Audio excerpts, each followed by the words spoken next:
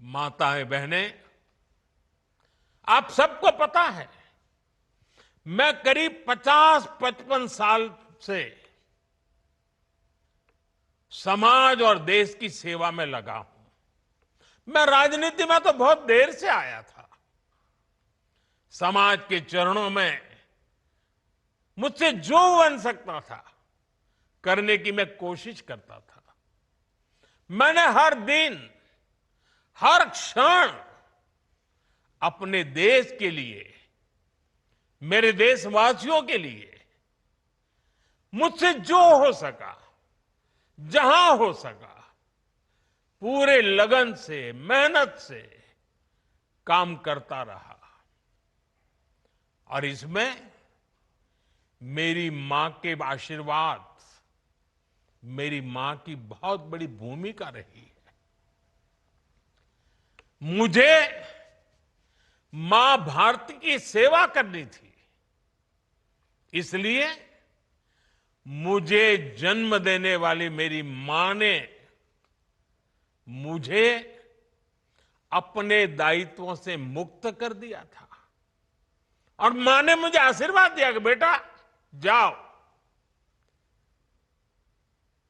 देश की करोड़ों माताओं की सेवा करना, देश के गरीबों की सेवा करना। उस मां के ही आशीर्वाद से मैं चल पड़ा था। और इसलिए मुझे आज इस बात की पीड़ा है कि जिस मां ने मुझे देश सेवा का आशीर्वाद देकर देश सेवा के लिए रवाना किया, भेजा।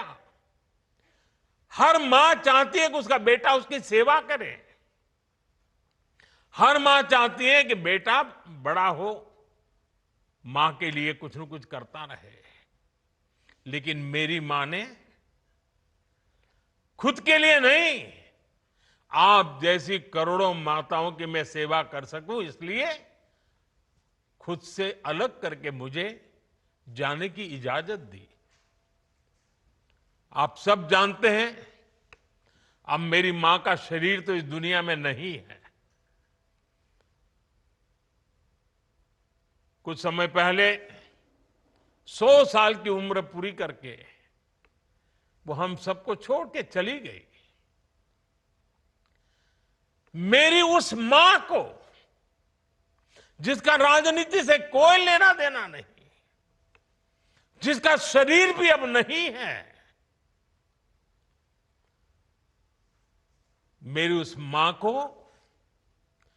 आरजेडी कांग्रेस के मंच से भद्दी भद्दी गालियां दी गई। माताएं बहनें, मैं देख रहा हूं आपके चेहरे, आपको भी कितना दर्द हुआ होगा। मैं देख रहा हूं कुछ माताओं की आंख में आंसू मुझे नजर आ रहे हैं। ये बहुत ही दुख देने वाला है, कष्ट देने वाला है, पीड़ा देने वाला है। क्या गुनाह उस मां का, क्या गुनाह जैसे भद्दी गालियां सुना दी जाए।